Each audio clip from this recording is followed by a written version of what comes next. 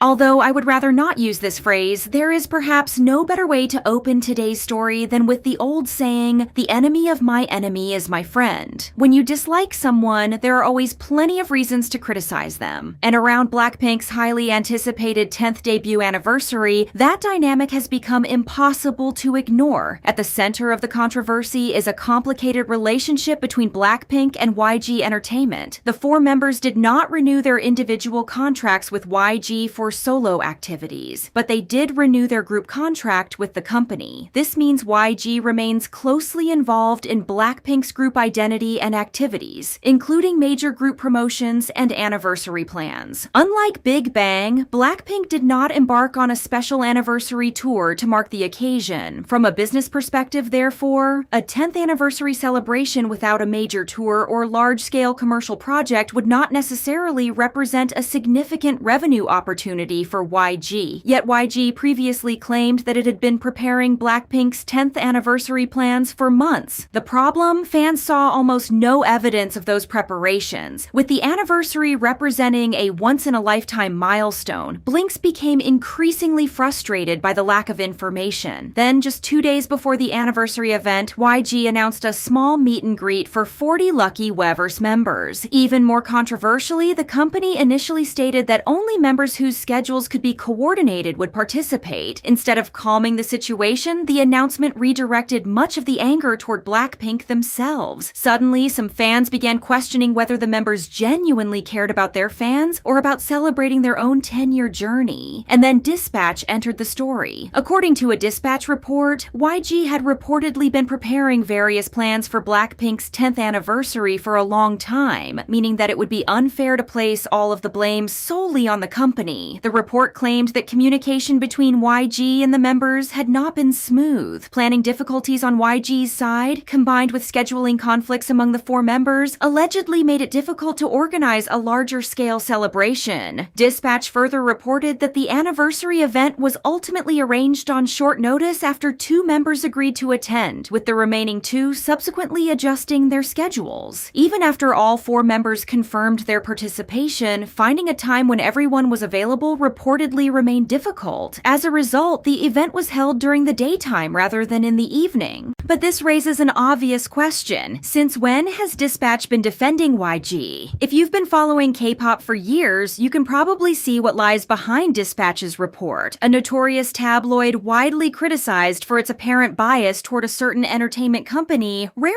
exposing its scandals while actively targeting Minhee Jin and the New Jeans members after they broke away from and confronted the company. So when Dispatch suddenly published a report emphasizing YG's efforts while highlighting the members' scheduling difficulties, some fans naturally interpreted it as an attempt to shift public criticism away from YG and toward BLACKPINK. But there is one major problem with the long-planned event narrative. The National Museum of Korea appears to tell a very different story. According to a timeline released by the museum, YG only approached the museum about holding the event on July 29th, just 10 days before the anniversary. The venue was finalized on August 5th, with the event taking place in the lobby of the special exhibition Amazing Thailand, Masterpieces of Thai Art. Most significantly, the official cooperation document was reportedly sent to the museum on August 7th, just 1 day before the event. The rushed arrangement reportedly resulted in temporary restrictions on access to parts of the exhibition. An educational program also had to be rescheduled. Approximately 65 visitors had already purchased tickets, while around 50 to 60 people were reportedly waiting when the affected area reopened. A formal complaint was subsequently submitted through South Korea's civil complaint system. If these timelines are accurate, they raise serious questions about how months of preparation should be understood. And then there was the event itself. The centerpiece of BLACKPINK's 10th anniversary celebration consisted of a roughly 30-minute meet and greet held at a museum entrance, followed by an approximately 11-minute Weverse live stream. For an anniversary marking 10 years of BLACKPINK's career, many fans felt that the amount of meaningful interaction was simply far too limited. Compared with BLACKPINK's previous anniversary celebrations, the difference was also visible to the naked eye. There appeared to be very little decoration, limited staffing, and almost no traditional event production. Rather than being surrounded by an elaborate BLACKPINK-themed anniversary set, the members stood in front of signage for the Amazing Thailand Masterpieces of Thai Art exhibition. There was reportedly no dedicated host and little visible decoration. Perhaps even more striking was how much the members themselves appeared to contribute to the event. Despite wearing dresses and skirts, the members were seen helping arrange things, sometimes even crouching down themselves. Jisoo and Rosé appeared to assist with the sound system. Jennie was seen moving a box herself, while Lisa carried small bouquets for the members. It looked less like a major corporate anniversary event and more like the four members were trying to make the occasion work themselves. There was also controversy surrounding filming. YG reportedly did not initially allow fans to record the meet and greet. Fortunately, Jisoo reportedly asked for filming to be permitted, explaining that the event was ultimately about BLACKPINK, Blinks, and the memories they were creating together. Not only that, during the Weverse livestream, Lisa accidentally switched to the rear camera, briefly revealing the venue from another angle, and fans noticed that there appeared to be virtually no anniversary decoration. Then came another detail that spoke volumes. Rosé reportedly purchased flashy bouquets for the members herself. The bouquets were significantly larger than the flowers provided for the group. She also reportedly bought the mango cake that the members had said they liked in 2024. That detail is particularly interesting because such a cake would typically need to be ordered several days in advance during the peak summer season, and some custom cakes can require even longer lead times. In other words, the members appear to have been preparing emotionally and perhaps personally for this milestone. During the live stream, Jisoo even apologized to Blinks for the communication issues that had prevented the 10th anniversary from unfolding as everyone had hoped. She said BLACKPINK genuinely wanted to meet more fans and understood how important the 10th anniversary was to Blinks. She asked fans to accept the group's apology and recognize the love they had for them. 오늘 이렇게 좀 작게 이벤트를 준비하게 됐는데 저희가 원래 되게 많은 분들과 보고 싶었는데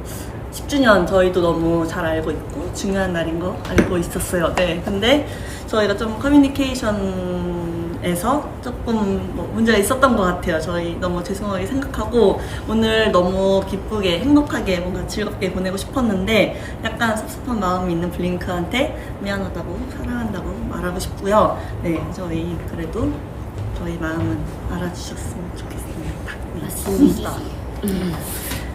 그리고 오늘 10주년인데 네. 어떠세요?